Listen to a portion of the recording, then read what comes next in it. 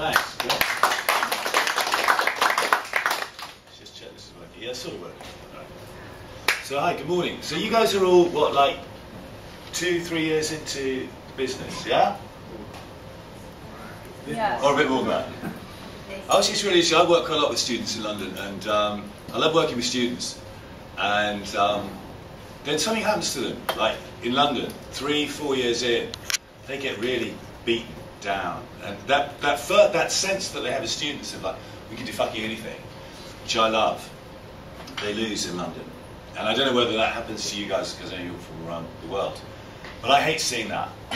And I think you need to keep that fight, and you need to keep that optimism and that belief that you can change this industry.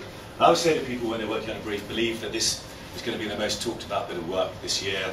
I believe you can change the world with this brief. Right, we're here today to talk to you, and also don't lose that kind of fight. Do you guys know Youngblood D&AD in London? Right, okay, so that's where all the students go through that after college and before kind of getting, or at the end of that process before they get jobs. I once followed a guy who was president of D&AD that year. I'll not tell you who he was. And he said, right, this is how to go from being a student to getting a job. And he said, laugh at your boss's jokes, get in early, work late, go out for dinner with the CEO. When they turn down your work, be polite, be kind, you know, be nice. And I stood up, I had a different talk to give. And before I give my talk, I just want to say I completely disagree with what the previous guy said. I never took anybody onto placement or from placement onto a real job on the basis of them being nice or agreeable, yeah? People I took were the ones who fought for their ideas, right? So that's what you need to do, because this industry's, you know, I'm an optimist, but this industry's tough, really tough. And the way you're going to get through it, get to the top, is to fight. You've really got to fight for your ideas. So when someone says that idea's no good, don't just go, all right, no, I'm sorry, it's no good, yeah? I'll tell you why I think it's good. I'll tell you why I think this idea is good. And keep pushing, yeah? Right, anyway, I'm not here to talk about that, it's a complete red herring, but that's what I believe. So Decoded is something that teaches people code in a day. How many of you can code? 2, okay, so if I do this in London, I get maybe half a tentative hand coming up, yeah? So well done to you guys. Right, so we teach code in a day. Obviously we can't teach you to be a fully fledged developer in a day, but we get you a long way on that journey. So let's start with a conundrum. So I'm not a techie, okay? So my background is conventional stuff. But I started thinking, I mean, as everyone does in this industry, if you look at the internet, I'm not a techie, but the internet has to be the most powerful commercial tool ever invented. It has to be the most powerful creative tool ever invented. It has to be the best communications tool ever invented, doesn't it? And what's the business we're in? Creative commercial communications. How many people can build stuff for the internet, websites, apps? Well, here we've seen you two, yeah? About 2% of people in the industry, probably. I mean, if you take out the heavy build digital agencies out of the picture, it's about 2% of most agencies. So that was the conundrum that I was sitting down talking to a friend of mine about in January last year. And saying, this seems crazy. And I do a lot of consultancy work with digital agencies. And I'd seen the creatives who could code, and I could see the ones who could prototype their work. And I thought, God, that seems really cool and a much better way of selling work, which I'll talk about in a minute. So why is that? Well, I think it's because a lot of people of my age and younger, you know, the bosses, right, and the teachers come from a different era. And for them and for me, this isn't the industry I joined. And it's a bit like if I said to you, right, I'm going to, you know, we're going to have a tennis match at the end of the summer, right? And there's £100,000 riding on it, yeah? So what we do, we practice tennis right the way through to that match. So if I then turn up on the day and say, it's not tennis actually, it's golf. You're going to go, what the fuck? Right? You're fucking kidding me. I'm not playing this game, right? So a lot of people at the top are like that, right? So they didn't learn this stuff, digital. They don't want to learn it, so they'll say, you know, we don't need to learn it, we don't need to embrace it, we don't need to get stuck into it, it's fine, we can outsource it, blah, blah, yeah? Because a lot of them, in advertising, because it is a tough industry, people at the top, they've all got in their heads, Bob, you tell me this to the people you know, like people who run agencies, they've got to kind of like, this is tough. So they're thinking 5 years ahead. They think, I'm going to retire in 5 years. I'm going to make enough money to retire in 5 years. So their plan, your plan is 20, 30 years, hopefully, or I don't know, even longer. But for them, it's 5. They're only thinking 5 years ahead. They're thinking, I can get away with not very much. If I can get away without changing stuff in the next 5 years, I'll be okay. So that's the bosses that you're working for right now, unless you're lucky. So because of that, it's a fucking lot of stress around. So I have an image of the advertising industry at the minute. There's a bunch of meetings in which people who don't know what they're talking about present stuff they don't understand to people who don't know what's going on. Right? And we think that's normal. Do you know what I mean? And no wonder there's stress. What is, I mean, that's how lie detectors work. A lie detector will, if you're lying, if you're pretending something you don't know, your blood pressure goes up. Yeah? So that's why there's so much stress and frustration and anger and anxiety in this industry. People are pretending to know stuff that they don't know. So we set up Decoded, Digital Enlightenment, code in a day. So why did we think it was a good idea how it came about? Well, I've told you some of that already. We were sitting around talking about it, thinking this would be a good, you know, could we teach code? And of course the myth is, no. The myth is no, it takes you 3 years, you know, it's enormously difficult, you can't do it. So we got in, I was talking to this friend of mine called Catherine, and I think I'm quite good at coming up with ideas, and I'm shit at making them happen. And I'd say, I don't know whether you guys are like that, so I have drinks with her, and I said, we should do this. And yeah, that's great, and then nothing happens. We should do this. And Catherine, I was very lucky to maybe drink with that night, because she just makes stuff happen. And she said, right, no, this is fantastic, I think we should do it. So she got in a developer, a web developer. And the great thing about Ali, who she brought in, was he's got people skills, he can communicate, because a lot of those developers don't have very good people skills. Because they have spent 3 years in the bedroom learning this with a machine, and machines are different from human beings, and so a lot of them don't have amazing human skills, communication skills.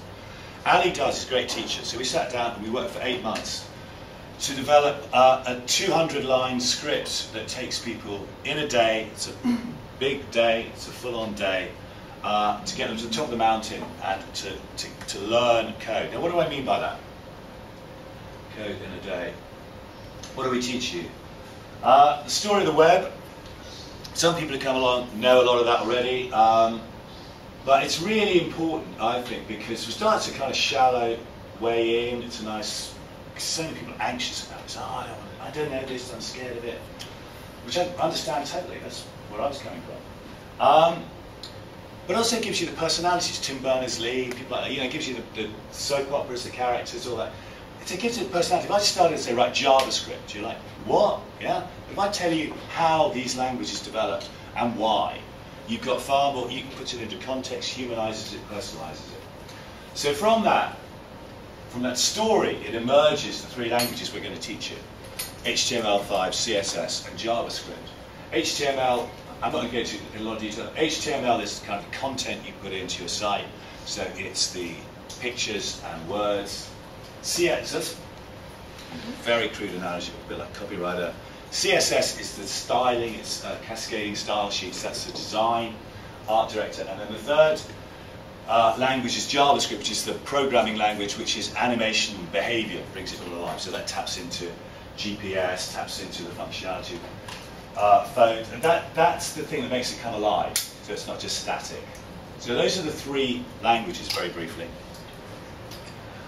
So we take you through the theory of those in a lot more detail than I've done there. And then in the afternoon, everyone sits down with a MacBook Air on the course. The course is 10 people at the time, 2 trainers. And everyone sits down with a MacBook Air and they put it into practice. Everyone gets to make a multi-platform app with geolocation by the end of the day. Everyone goes home with a balloon, everyone's happy, yeah? Now, so that's what we do in a day. As I say, that doesn't turn you into a developer.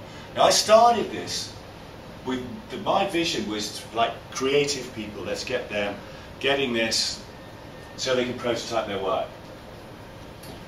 I don't know whether this is your guys' experience, but the problem is, generally the industry is very cash poor, doesn't have money, doesn't really believe in training, doesn't believe in investment very much. That's a bigger discussion that Bob and I were just having about what it's money. It's kind of it's conglomerates, the big holding companies that own the agencies, that cut costs to them. Everything's about financial micromanagement now. It's not about creativity, which means that people don't really want to train, and particularly they don't want to train creatives, because you guys are in a massive oversupply, right? Agencies are in a massive oversupply to clients. Creatives are in a massive oversupply to agencies. So the people who run agencies don't always want to invest in training creative people. So we were out talking to agencies, and we were kind of a bit disappointed on it. And then this thing started to drop. People went, hang on, wait a minute, this is amazing what you're doing. But our account directors should do it, and our planners should do it, and our project managers should do it, and our CEO should do it. So about 80% of the people who come on the course now, maybe 90% of people, are not creatives, which I think is a shame. So we're now developing a different product, which will be a 10-week course. This is all based in London. But we're developing an online model with O2, the phone company. And this 10-week course will take any creatives and turn them into essentially creative technologists in 10 weeks. And when I say 10 weeks, I don't mean 10 weeks full time. I mean 2 hours Tuesday evening, 2 hours Thursday evening, 3 hours Saturday morning for 10 weeks. And it'll turn creatives into creative technologists. When I've talked to creative directors about that, they go, yeah, I want to do that. Because they can see the financial sense. They either try and hire creative technologists, which is very difficult. They come out of Berg in Sweden, I don't know where else, they're few and far between. Or you skill up the people you've got, which would make a lot more sense. So, why is this important? I'm going to give you 3 reasons why I think this is important. But ultimately, it's a subjective decision. You either decide this is interesting or you don't. The first one is something Mark Zuckerberg said. So on the day that the IPO was announced for Facebook, he said out an email to everyone in the company, and he said, Facebook is a creative company, and I want people to bring ideas to meetings. But I don't want you to bring the ideas in your head or on paper. I want you to prototype them. Because as he said, code wins arguments. What he means by that, it's obviously what he means by that, is if you make something, it's much easier to sell. So one of the inspirations to me, when I was thinking about setting this up, was a creative guy in a digital agency in London called Albion, who's now working for Widens in London. And he had an idea which was called the slapometer. And the idea was in the televised political debates in the UK, the 3 leaders were there, and you could slap them with your hand. If you didn't like what they were saying in the televised debates, you could slap them, and that got counted up, and it was a kind of poll, really, as to who was performing best or worst, essentially, in the televised debates. Now, the thing about that, like, if you just said that idea, you go, yeah, that sounds quite interesting. He made it, and it was such fun to play with it, that the agency got behind it, promoted it. It was one of the most talked about ideas of that year, because he'd made it. Now, one of my frustrations, and I'm sure yours as a creative person, is presenting ideas to clients. I mean, that's, great things coming up with ideas, the difficult is presenting them to clients. Bane of my life. Really, if you present an idea on a bit of paper, I'm going to exaggerate a bit, but not by much. An awful lot of clients look at that bit of paper and they think, how long would it take me to type the words on that bit of paper? 15 minutes. And they accord it that much respect, right? They think they give it that much value, right? So they think, well, I'll kill it in 15 minutes. If you chuck the idea out of your head, they think, well, that didn't take him long to come up with that. I'll kill that in a minute. If you prototype it, they go, I don't know how the fuck you did that. I better take a bit longer on this. And that doesn't make the idea any better. It just makes it better to sell. So that's one reason for doing this, I think. Another is that after agencies, what we then found was clients came to us and said, client organisations said, we love this idea, we want to do it. So Unilever wanted to go through their entire organisation, Talk wanted to go through their organisation, O2 wanted to go through their organisation, BBC wanted to take it through their organisation, BBC worldwide. So your clients, so the people you're going to be presenting to, I'm actually slightly undercutting the argument I've just given you, because clients want to understand this. And you don't really want to be behind the curve on clients. So Rebecca Jones, who's marketing director of BBC Worldwide in London, got this. She was one of the first people when we were out talking about this who got it and went, yeah, fuck, I love that. And what she said was, I love this. It's been developed to address the issue. Increasingly, people, like clients, are interacting with digital projects, signing off huge budgets with no real knowledge of how things work. What I said earlier, meetings are full of people presenting stuff they don't understand. People who don't know what to talk about, presenting stuff they don't understand to other people, they don't know what's going on. Yeah. She said, what's needed is a process about understanding the basics of digital to build people's confidence. Basics of digital is what we teach. So this isn't about chasing the latest app to surf across the top of the internet. It's just like, let's go back to the building blocks, the basics of it, so you really understand how the whole thing is put together, and that's code. The best way of thinking about code is instructions to a computer, but it's also the building blocks of the internet. So then lots of people now get the opportunity, i.e. what digital is about, but it's about understanding how to do it, not get ripped off or befuddled in the process. So that's what clients are thinking, and that's why they're coming and doing the course, our course, in large numbers. Now, so that's another reason. Also, as I said, for the third thing, I want to talk a bit more about, which is building on the first thing, the Zuckerberg thing, which is, I think, prototyping work is the best way to sell work. And I'm going to go a bit wider picture at the minute for this next bit, because our model of working at HHCL, the way it's very difficult to sell radical work to clients. So the way we used to do it, and I think great agencies set out to sell radical work to clients. And my view is you need a process. You can't just rely on charisma or energy to do that. I think you need a process, because clients are very process driven, they're very scared.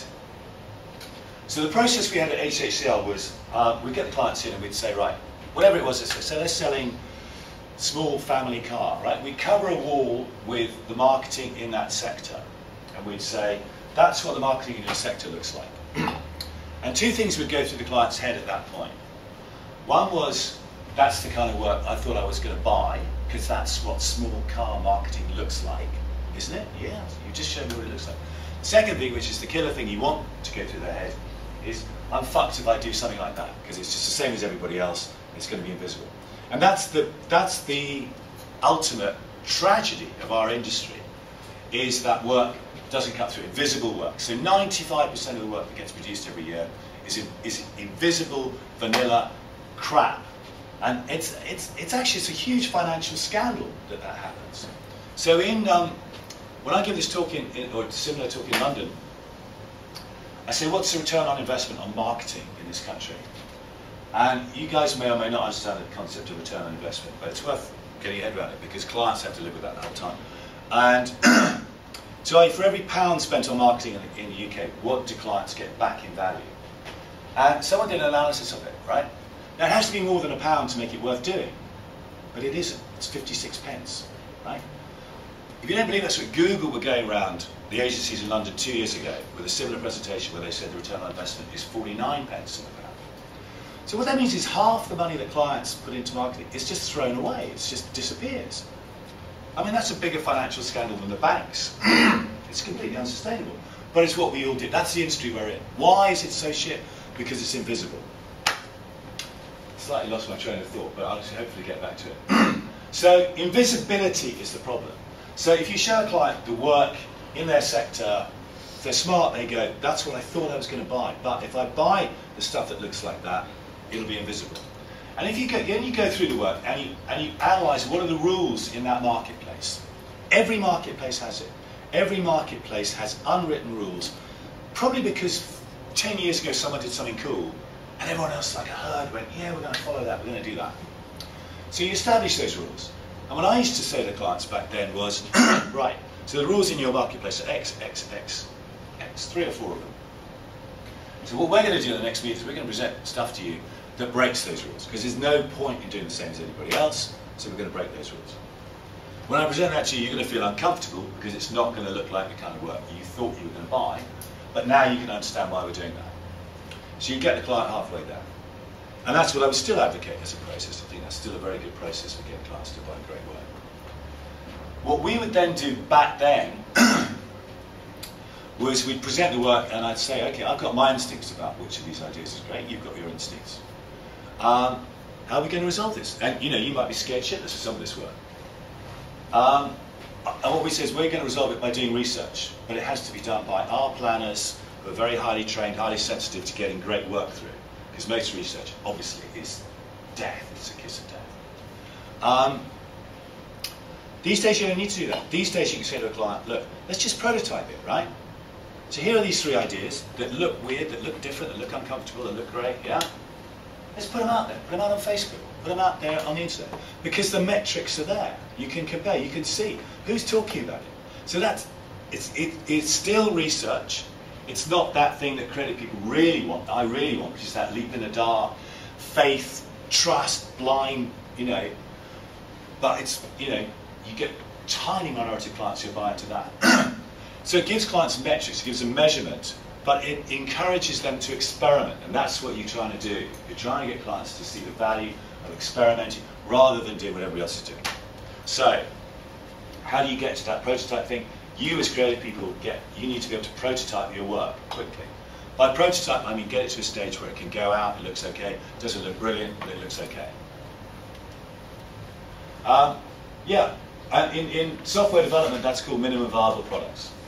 And that's what we need to be producing for our clients. So code. Code underlines our world, everything from air traffic control through to your credit cards, everything, right? And my belief is it's the creative language of the future. So given all that, why wouldn't you learn it? Well, you're slightly hampered if you're not in London, because at the minute we're the only people in the world doing it. And we're trying to set up in New York.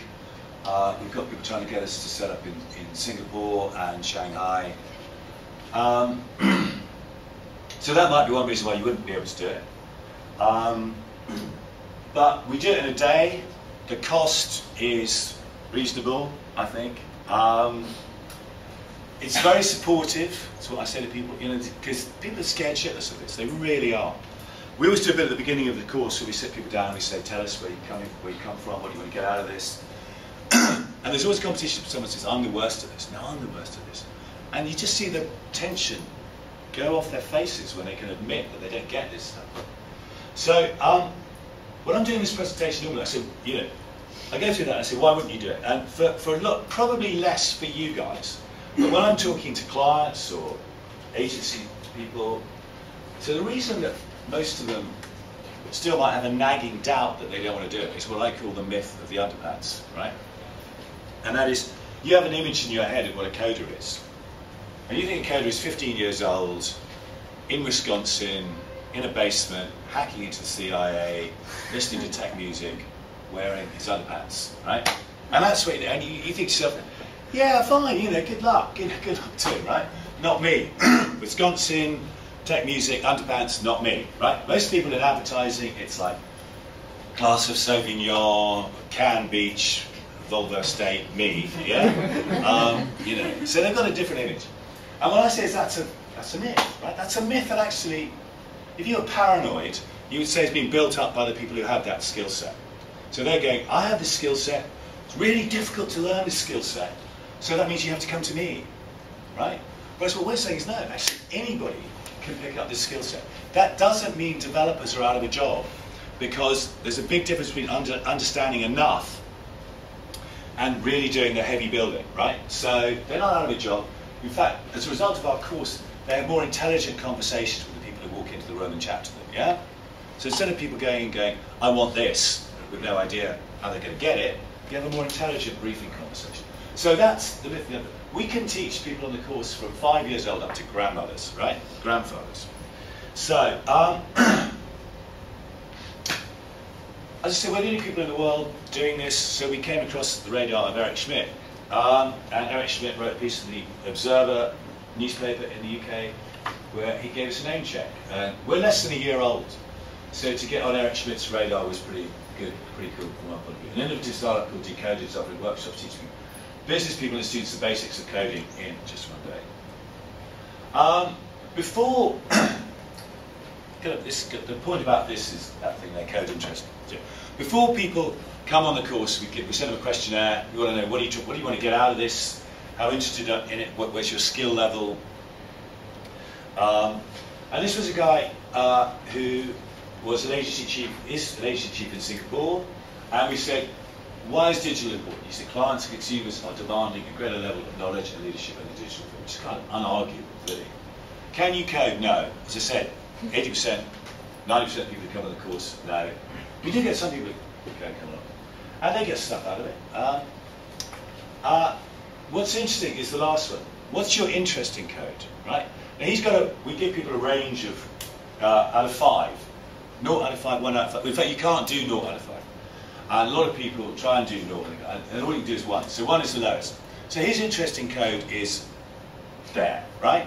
So we don't expect people to have a subscription to the blog on GitHub, yeah? You don't have to be, in fact, the opposite. It's like, if you're a techie, come along, but this is really about everybody else. This is about the 80%, 90% of people who aren't in that little magic circle, and we're going to come along and teach you how to do it. And so he flew over from Singapore, even though his interest in code was 1. He realised it was important. After the course, we get people to fill in a form and say, what was it like? We ask people to mark it out of 5. We always get 4 or 5 out of 5. This was a business director in Publicis London who did it last week. She said it was the best training day I've ever been on, had a lifelong impact on how I feel about the web. In exchange for 8 hours of my life, I walked out of decoding feeling 100 times more able to engage with clients on technical, complex digital discussions than I did when I walked in. If you go on the website, we just get amazing testimonials. I end up by saying, right, there's 2 reasons for doing this. One, you can kind of scare yourself, right? So if you're an agency, the way to scare yourself is this. Clients are doing it, right? If clients get ahead of agencies, that's it, game over, right? And clients do want to get ahead of agencies.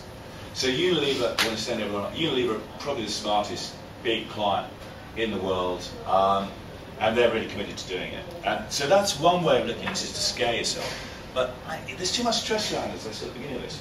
So the only reason to come along is you make cool stuff and you have fun. Because everyone who comes on the course has fun. I think that's the end of the presentation. So,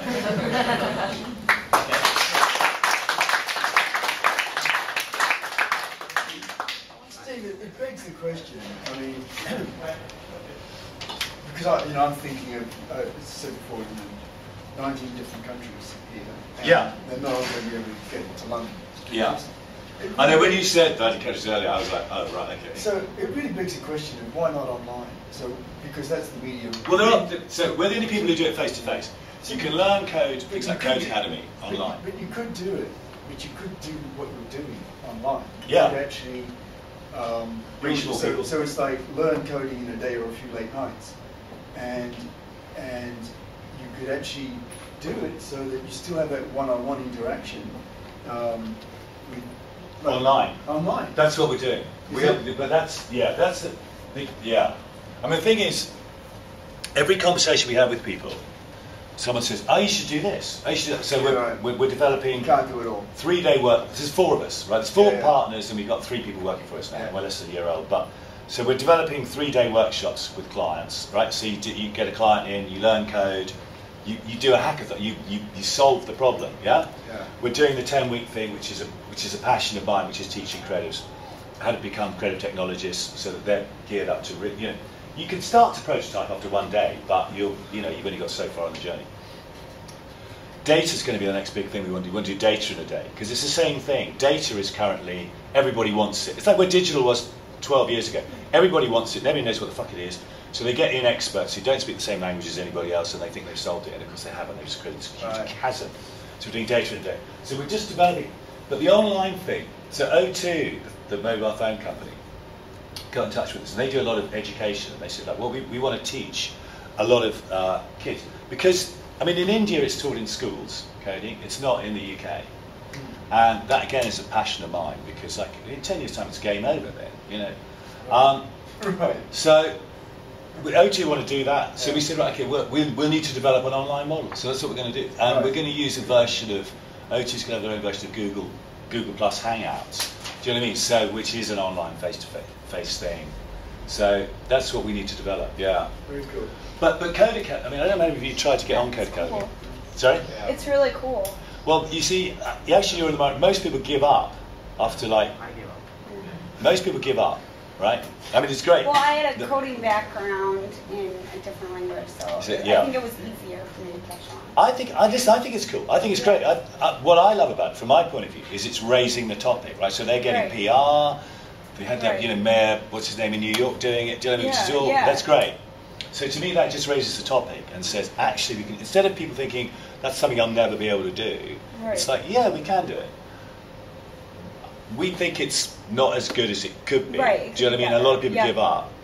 And that's why we focused on the face-to-face, because 10 people and 2 trainers, it's like getting people up the top of a mountain, do you know what I mean? Right. So we can, if someone's fast, one of the trainers is playing with them, making sure they're not bored, yeah? Right. But the people who need to check everything, do the bug testing, make sure the brackets not braces not, do you know what I mean?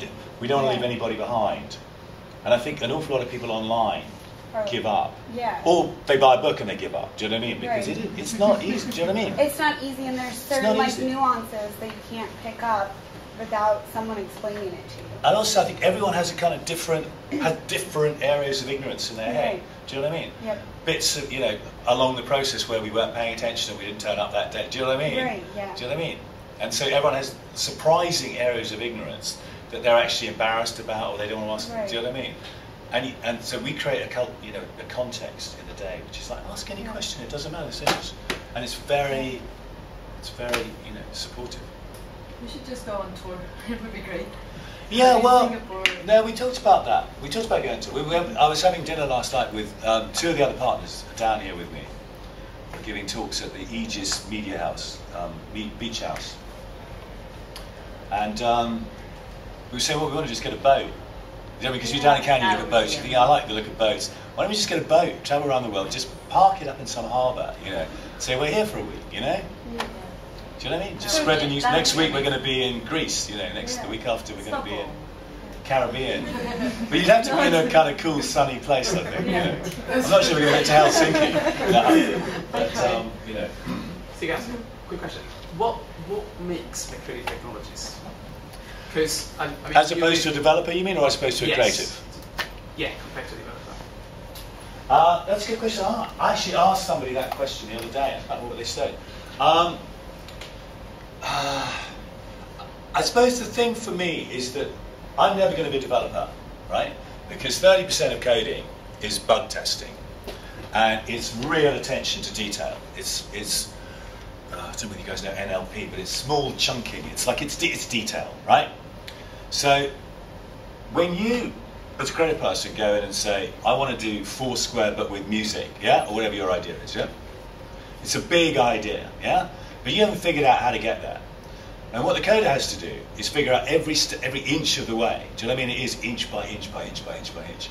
And so 30% of most of coding is like Googling. You just think of a question, you Google it, you're out there, you're looking, and then you take it from an API, which are getting better and better and easier and easier. So the whole process, the good news is it's getting easier and more accessible the whole time. But that kind of real minute attention to detail does not suit some creative people. It doesn't suit me. Do you know what I mean? I mean, like I said earlier on, I like having ideas. I'm actually hopeless at making them happen. Which is why this was intriguing to me.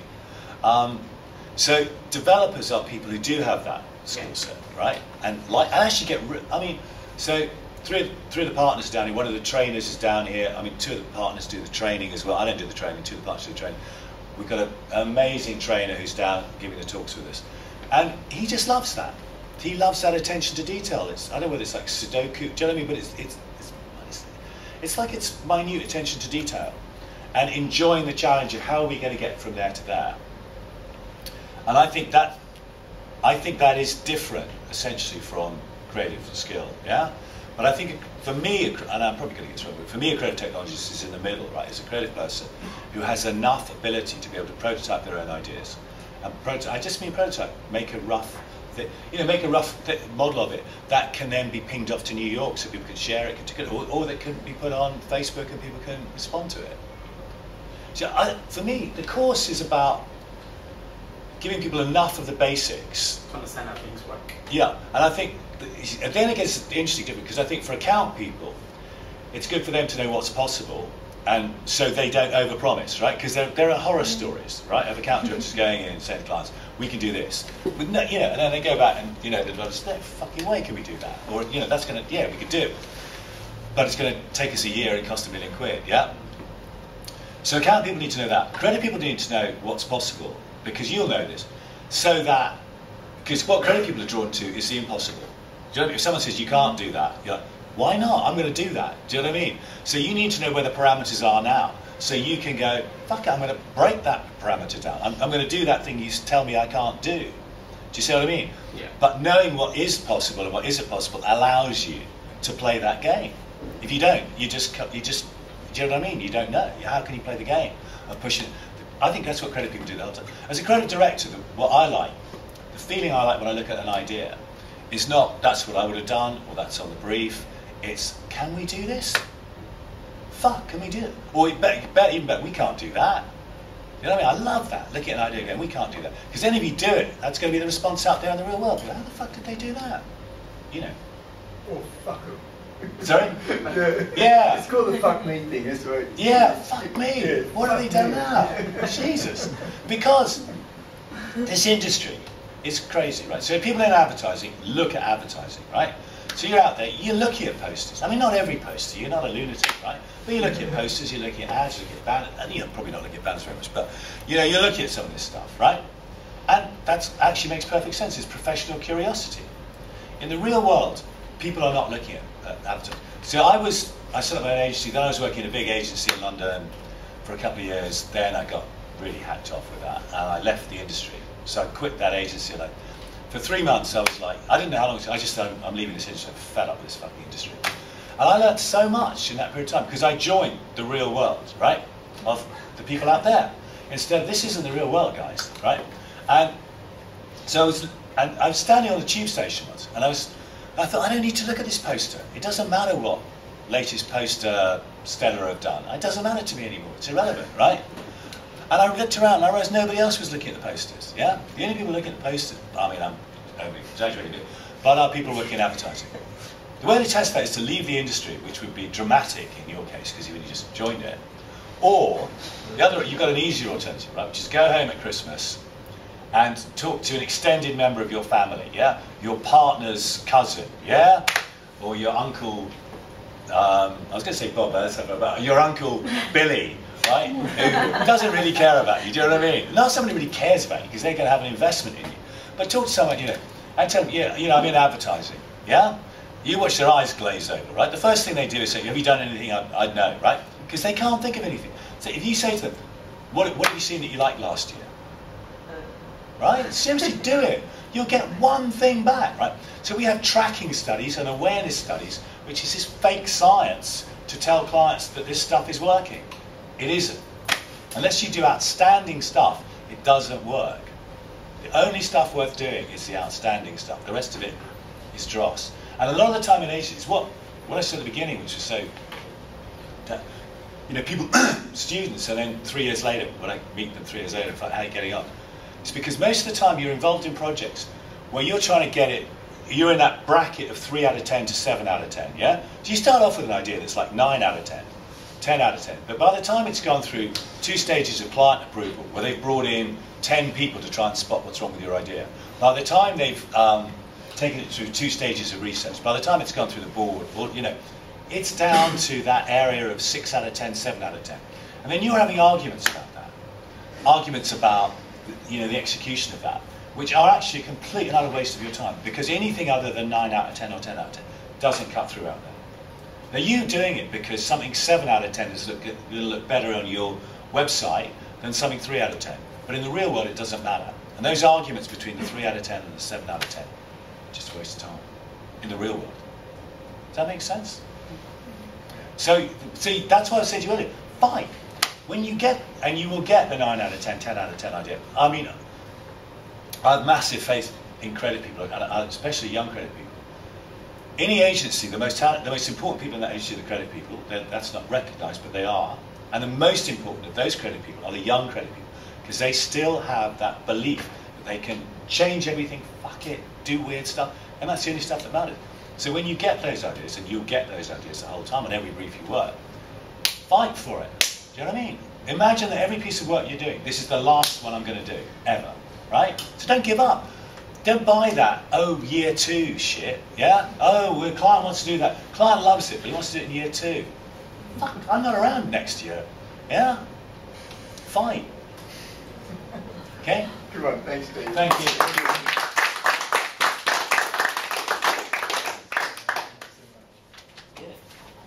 So, I mean, are there any other questions, or is that? Do you ever go into agencies and work kind of with the whole agency? And I do. I get called in sometimes to kind of pitch doctor. Okay. And I do a non-exec creative directorship at a digital agency I like in London called Albion. But it's sort of frustrating. It wouldn't make any sense to you guys, but I draw the analogy like that, being like a grandfather rather than being a parent. Which is, I started off thinking this is great. I don't know whether you know, like a non-exec. You go in once a week, yeah? And you can play. And it's like a grandfather coming in and playing with the kids. Right. But not, you don't have to tidy up afterwards, you don't have to put them to bed, you don't have to do any of that shit. Do you know what I mean? Go and play. I thought this is great. But it's the same problem. A grandparent as opposed to father, you don't get real ownership of that. And the thing is, to get great ideas through is not about having a great idea. It's getting it through that, it's shepherding it through that whole process. That's what you need. And the only way you do that is an agent. You need the agency has to have principles and processes. So Bernbach said the principle isn't the principle unless it costs you money. I.e., the agency has to believe more in the ideas they're presenting than in the income they're getting from the client. Right? Right. They've got to be brave enough to fire the client. Now, how many agencies do that? Well, how many? I don't know. You guys maybe work for some of them, but they're two in every city, 2 in every major advertising centre, maybe. But that's what's the. So one of my dreams is I want to launch something that I want to call Spike, which would be working with young creatives like you guys. And I'd go to clients and I'd say that your system, you can't. It's almost impossible to get great work through. You can, but it's almost impossible because, you know, they'll have 2 meetings where they bring 10 people along who are all looking for what's wrong with the idea, trying to knock the edges off it. Then there's research, then there's board approval, and you know they're over it like a cheap suit during all that process, and then knocking the edges off it, which is why it all ends up rubbish. So what I say is like, so give your business to Gray, McCann, TPW. It doesn't matter, right? Cover your ass. You're not going to get anything good through it, right? But you have to do that anyway. But give me 10, 15% of your budget to experiment with, right? And we're not going to do any research. I'll say to the client, look, I want the relationship with you. If you bring other people to the meeting, I'm walking away. If you take it to research, I'm walking away. If you screw with it, I'm walking away. Because I don't need, I'm not massively rich, but I don't need the money. The idea is more important to me than the money. That would put me in a minority against all the other agencies who are financially reporting in to John Wren and Martin Sorrell, and that's how they live. They live on financial reporting. But and there's another model I'm working, another business model. I don't think the current model works. I know you guys are interested. I don't think this model works, which is why you've got to have the balls to challenge people. So your bosses, I'm going to put it really extremely, are not as smart. I mean, you may be sitting there thinking they're not very smart anyway, in which case you're right. They're not as smart as even that as you think they are, right? They're dumber than they think, than they look, right? They're running something that doesn't work. So challenge it. It's like the Innovator's Dilemma book. It grows until it crashes completely, and it's gonna crash. Sorry? It's gonna crash, yeah. It's gonna crash. It feels like it's still evolving and growing 5%, 3% here and there, but as soon as Google puts out a tool that connects business to magazines the same way they do with online ads, the whole media segment crashes, which will crash the agencies as well, and we're the middlemen, we're gone. That's it. Exactly. But the good news is, that's a really good point. And because I think about this a lot, and the good news is, that's why this isn't called the Advertising Academy. Exactly. It's called the Creative Academy. Exactly. It's why you're not all, I told you, said to Steve, you're not all from advertising. Some of you from the edges, you don't all think you're going to be in advertising forever. And I think it's really important, because I think about this as a teacher at Vanderbilt. I don't want to be pushing out ad students, because I think that's irresponsible and immoral. Dead right, Bob. Dead right. To do that. because you've already said, Steve, the industry is completely oversupplied. You know, you all have very little negotiation rights in your agency, because if you don't want to do this, fuck you, there's 10 other people behind you who will do it. This unreasonable ask, whatever it may be.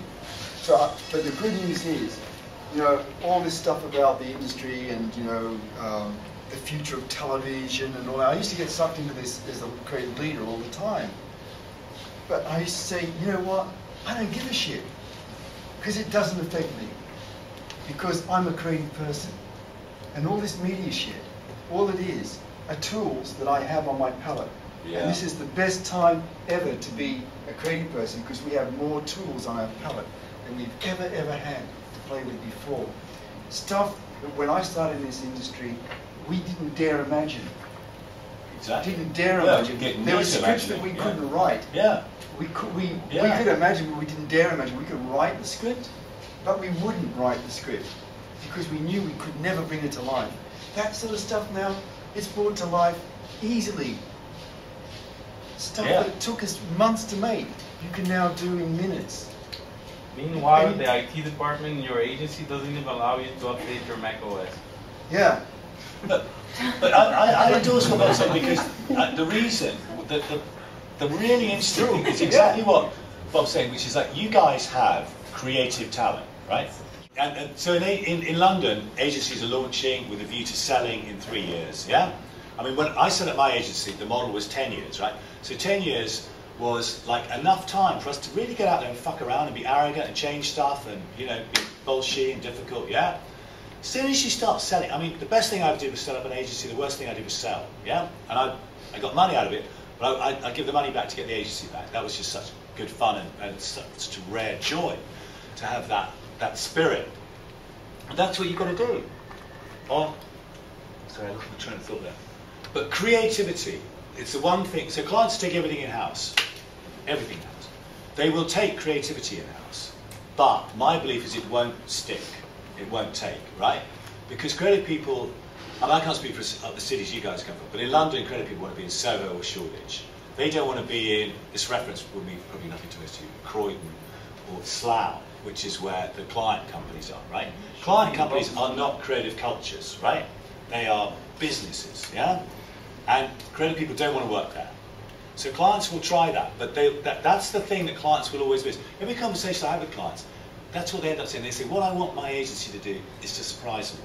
I want that kind of like, they actually want that fuck me moment, right? That's the buzz. But agencies have lost the balls to say, that's what we do. So, I mean, so this could go on for a bit, but we used to go in and show creative work. And it's now the model for agencies is they go in, they put 4 ideas up on the wall, and they show the client, which one do you like the most? And they hope that the client's going to buy the best idea. I have to tell you, that is never, ever, ever. I mean, I've been around a long time. It doesn't ever happen. They get really excited by the most exciting idea, but they don't ever buy it. They buy the safest idea. What they do is they look at it, unless they've gone through that process I told you about earlier. They look at it, they look at the most interesting stuff, they say, yeah, what's wrong with it is this, i.e. it doesn't fit that template of what marketing in that sector looks like. That's what's wrong with the second one and the third one. The fourth one is the best, right? And that's the safest one, that's the one that fits the template. And then the killer comes in, they say, that's the best idea, but it's a bit boring. And you go, well, of course, because you killed the fucking interesting stuff, right? So then the brief, you know, the debrief goes back to the creatives. Are they great meeting? Yeah, they loved all the work. Yeah, this is the one they like the most. Yeah, and you go, oh shit, that's the one we like the least, right? Yeah, but they wanted. The good news is they wanted it to be more exciting. What do you mean? Do you know what I mean? But it is the point. What's interesting about that, what's positive about that, is that they do want it to be more exciting, and they recognise that. It's that the agencies don't sell it. So we used to have tissue meetings where we'd show 3 ideas to a client. We got criticised for bringing in tissue meetings. It was invented in America. We brought it into London. We had an amazing success rate because we had a rule that nobody uses now. Which I used to say to clients, we're going to show you 3 or 4 ideas, right? Rule 1, you can't kill any of those ideas, right? You can't kill any of them. We think they're great. I mean, if you really persuade me that there's something... So Day05, who's probably one of the most exciting agencies in the world right now. Definitely most exciting. Yeah, I love Trek. So they work. That's exactly how they work. Yeah. They work on tissue meetings because they bring the client in early. Yeah. We heard that conversation the other day. They bring the client in early, so they're not having big conversations down the end of a lot of work. Yeah. They have it up front, and they do it through tissue meetings. So, but you have to. The way to go, ahead of the game. But you have to be very careful with that. Tissue meetings are several ideas. Several ideas. You bring the client in, you say, "Here's what we're thinking." You know, when you said, Steve, about bringing reason to make difficult advertising easy to buy, the people that really invented, that kind of process, the biggest one was